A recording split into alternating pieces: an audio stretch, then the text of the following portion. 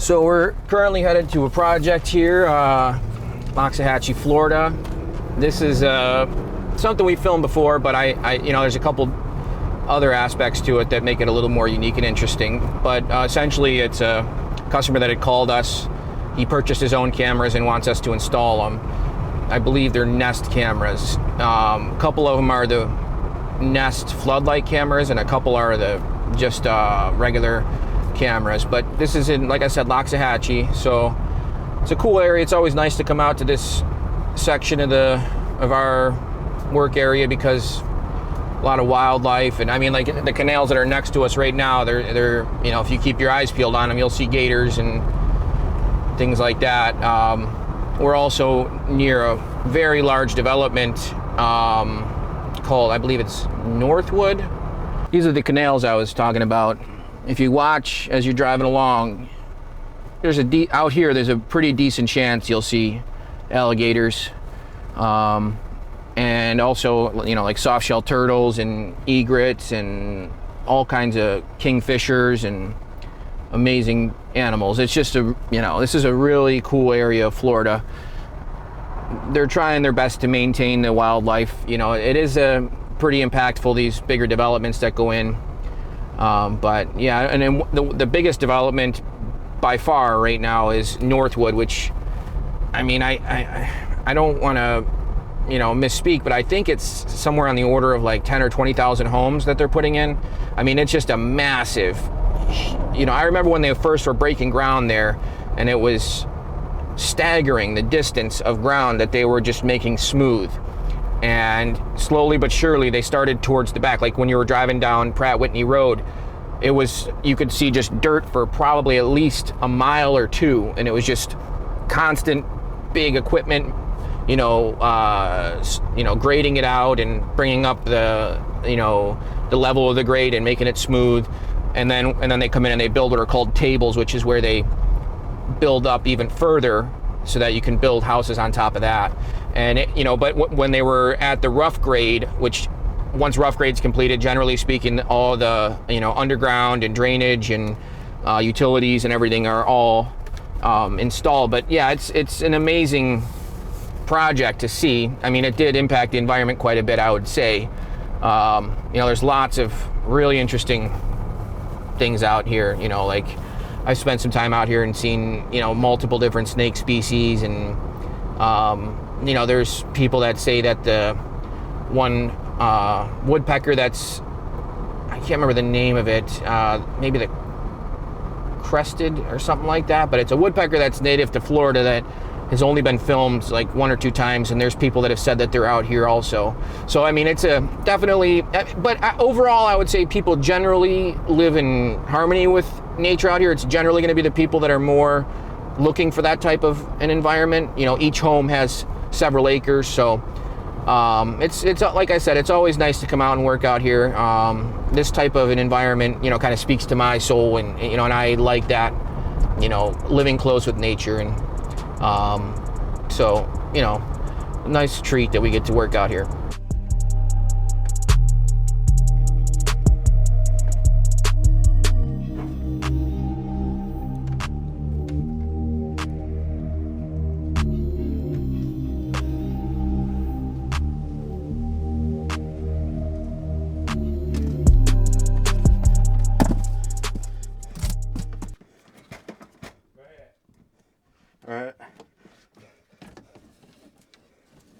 Alright, that should be enough. That's enough. That's enough right there.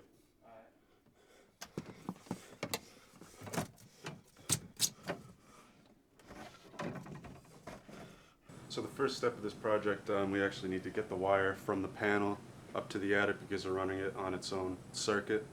All the surveillance cameras and the floodlights are going to be on their own circuit, 15 amp.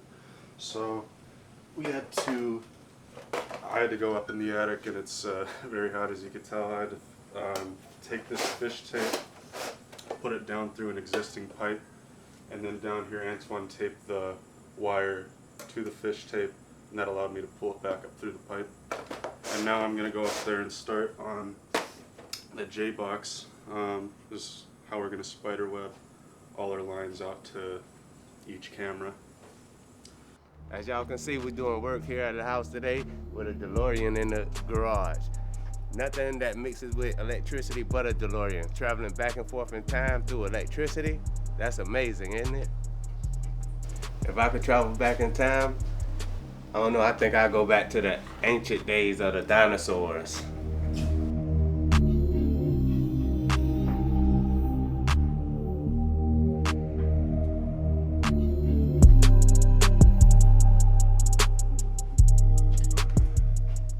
Come around. We're gonna replace this camera and install one here on this wall. And install it here on this wall to replace this camera. So that'll be 3 floodlight cameras. Sensor floodlight cameras. Altogether it'll be 4. Because we're gonna put another one right here on this wall to replace this camera.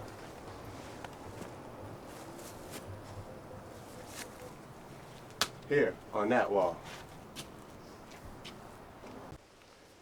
And a floodlight camera is a camera or either a floodlight with a camera on it in the center. The lights are censored, so if somebody walks or motion, the lights come on, but the cameras are night vision, so they see at night as well. So you have a combination of a camera and a floodlight. And then we have the single nest camera that we're gonna put up. You know, and this is without the floodlight, just the camera itself.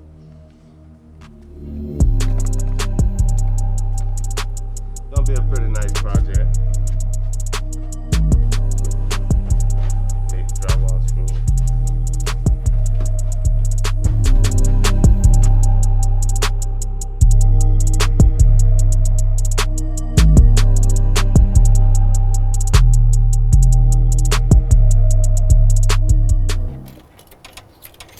Let me get a try up there. Yeah, man, it keeps going the other way.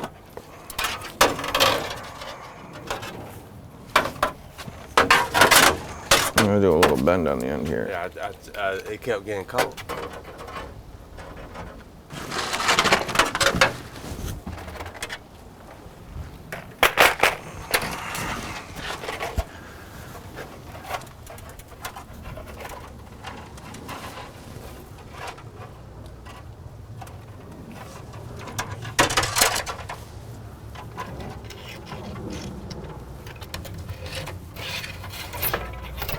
I see it. You got it? I'm gonna try fishing it through.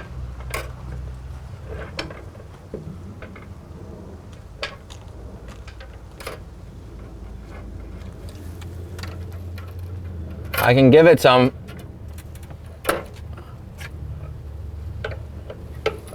Is that helping? Is that helping?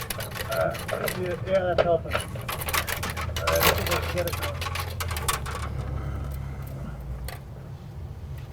You want me to stop? Yeah. I can probably get you more if you need it. You're touching it now, though.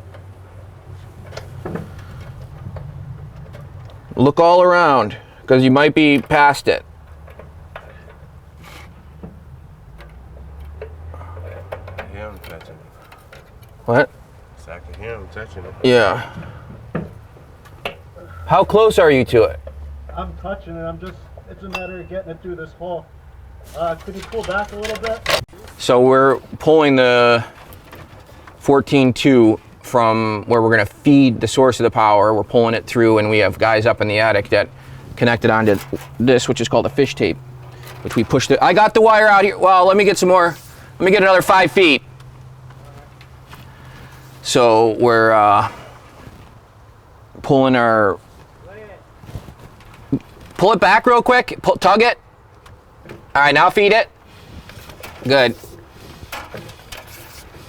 All right, that should be good. So we pushed the fish tape up into the soffit, because the issue is, if you follow me back here, you'll kind of get an idea of the challenge that we're currently up against. You see, this is called gable end roof. So how tight it is right here. See how close the roof comes, and then there's 2x4. So this is the top of that's the tie beam right here. So you got 2x4 above that. So it meets there. So we're down here. So it's only about 3.5 inches of clearance from there back to there. And then if you follow me over here again, we're one cell back from the gable end. So the issue is there's a section that we have to get past that's about that far back, 3.5 inches, to where you can squeeze your hands to get down into where the roof terminates above the tie beam. So it's difficult to get the wire in that specific location. Just this, I mean, other situations is not as hard, but this particular one where the customer wanted the camera located is a more challenging location to get the wire to. All right, so that being said, you know, that we overcame the challenge of getting the fish tape to a location where the guys could physically grab it, pull it back to where they can connect the wire on from above, and then we pull it back out. This is 14.2. It's a type of conductor we're using for this application here. It's Romex, non-metallic Romex, so NM14. That's the type of wire we're using here. 14 gauge wire is good for 15 amps, so that's gonna be the size, that's what indicates the size breaker that you'd use. And one little thing is, you're not supposed to strip wire the way I just did, but I'm just doing this to show you real quick. It's called 2-wire, but there's actually 3 wires inside there, because we only count the load-bearing conductors, which is the black and the white. The way that it works is the black sends the power out, and the white brings it back to the panel, and then through the service entrance and everything like that. The ground should never have any load potential on it or any voltage on it. The reason for that is it's just there as a safety measure to prevent power from going where it's not supposed to go, whether it be into a person or energizing a metal object that somebody could come along and touch, or any number of different scenarios that could create a situation that would be not safe. So we have the ground there as just as a safety measure. And the grounds were, you know, originally, you know, 75 years ago, there were no grounds. And then they implemented the ground on certain parts, but now we have a ground throughout the whole house. Every conductor has a ground accompanying it. So we're currently installing a new camera system on the house, and we're feeding it with a 110 volt circuit. But one thing that I noticed, you know, we always want to watch when we're in a panel. One thing I noticed is this half-inch knockout right here has no grommet to protect the wire. So the wire is penetrating the junction, or the panel knockout, with no protection from the sharp, you know, galvanized metal that over time could wear its way through the wire and create a short, which would be dangerous and, you know, at the very least create a service call for us. So it looks like it's older. It's the 12 gauge, 12.3 white, so it's probably from either the early 2000s or, you know, somewhere in there. Well, it looks like this panel was installed in 2007, so around that time. Yeah, you see here, here's another one that looks original, where it has the proper termination, the NM94 non-metallic connector. But we need to add that, and it's just something, you know, these little things, you know, I won't even tell the customer we're doing that. We'll just do it for them. It's at the end of the day, it just, you know, the customer might call us in a month or two or a year if this fails, and they won't know if we had anything to do with it or not. And even outside of that, it's just better practice to just make sure that if you do notice something that's relatively quick and inexpensive and easy to fix, you know, it's best practice just to do that. So.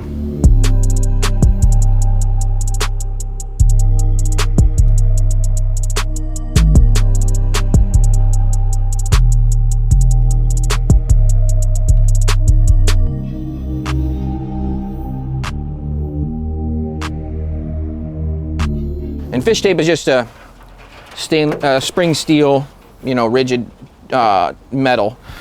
We use it to push through pipes and conduits and fish it through walls and stuff like that. This is what it looks like. And you just wind it up when you're done. So we just finished up pulling that. So just to eliminate the tripping hazard, we'll get it wound up. You always want to pull a little extra wire. If you look here, if you look over here, you can see that I pulled about 6 feet of wire out. And then we're going to sleeve this wire to our junction box so it's protected. Now this is another option. It's called a push stick, a fiberglass push stick or a push rod.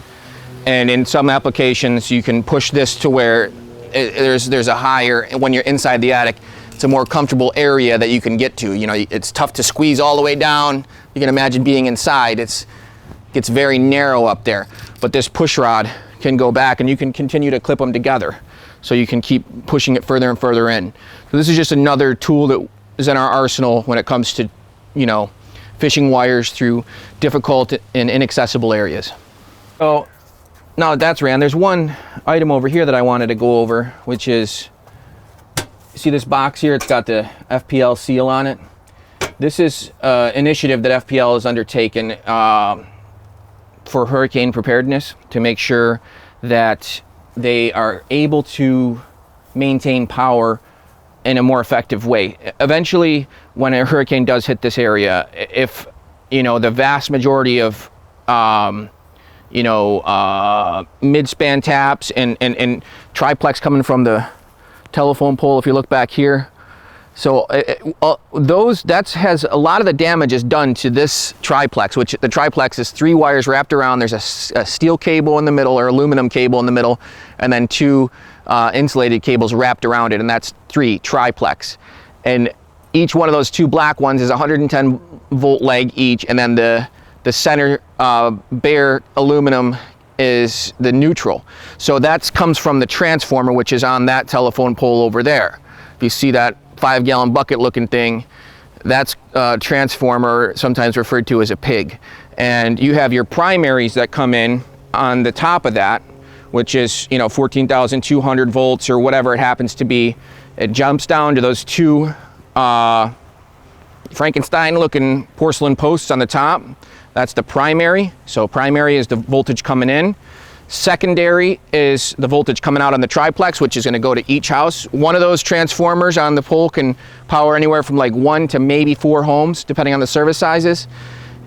It comes to this pole, comes to the riser pole, which is, this is not what a riser pole generally looks like. Normally there's what's called a weatherhead on top. Right now it's being replaced with electric tape of all things, but you know, it's no longer functional. Currently, all this riser pole is doing is keeping this triplex from falling on the ground.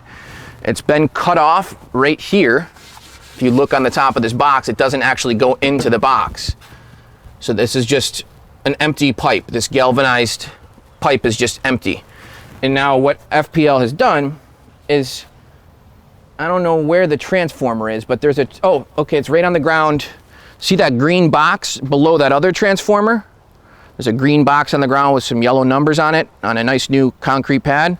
So what they did was they brought the primary down into that green box, and then they transform it to a usable household voltage, 110, 220, and then they use what's called directional bore, which is where they use a machine that tunnels under the ground, and they came up right here. They cut this little hole, they came up right here, and now, no matter how strong the hurricane winds are, from that transformer to this house, we'll never have a problem. And if there ever is power outages, it's going to be on the primary side conductors, which means that it's going to be a lot easier and require less linemen to do more restoration of power in the event of a hurricane or a power outage. So it eliminates, I would say, at least 50%, maybe somewhere between 25 and 50% of the work that's done in a hurricane, a post-hurricane situation, which is the hardest time to do it. So it's best when you can do it ahead of time like this. So we got a truck right there. Yeah, so this is a big initiative that FPL has undertaken. One of my properties around the corner here, they're going to be doing the same thing. So yeah, it's nice to see that they're thinking ahead like that, and they're trying to do it as many houses that are willing to do it. They're going to go ahead and create an underground service entrance, which is better in the long term. So This one here should be, I don't know. You guys the other thing too is we should have had them do it on the gable end of the roof, where it's flat, the wall. So you can, you know what I'm saying? But that's what we're gonna put it on the wall. We just got to run the pipe down with the wire in it. Okay, all right, it's going on. So, But I was saying on the like over the driveway. Over the driveway? Yeah. No, that's where they want to know. That's where they wanted it or no? Yeah. They wanted it on the front wall. Yeah. Why did we do it on the? On the side wall. Oh, they wanted it on the side wall. Yeah, to see this area. Okay. Oh, I got you. All right. They're gonna have one here. Wall. Yep. I was even thinking like No, because he has he wants it one over there. Yeah. And then he's gonna have one here, which is gonna be the regular camera. It's not gonna be the floodlight. We're gonna put one here. Oh, that's gonna be a real tough spot to get to. No, but see, I was thinking about putting it on the wall here. Okay. I mean, if you go up right here, and then come around with liquid tight. Because if you try to go out here, you ain't gonna be able to get it. Because it's gonna be a 2x4 on top, and then a fascia board out here. So it's gonna be blocked off with wood, straight up. So you wanna come back here, and then come around. Yeah, but see, that what I was gonna do is, this one here plugs in. I was gonna put the outlet in the attic, Okay. right? And then run the line out. The low voltage. Yeah, run the line out, and this Okay. goes right in, Yep. you know? Mm-hmm. Yeah. And it plugs in. So that's gonna be a little bit of a. Those are strong magnets. Yeah.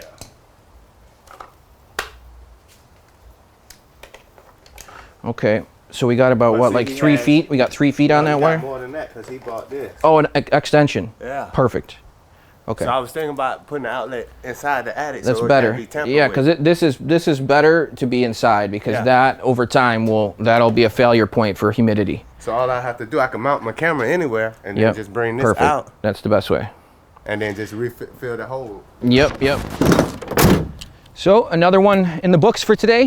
We're in Loxahatchee, Florida, as I had mentioned earlier, and like I said, it's always a pleasure to be out here. Didn't get to see much wildlife this time around, but I'm sure the customer's going to be happy with the job we installed. So thanks for stopping by. Thanks for taking a look. Go ahead and subscribe for more.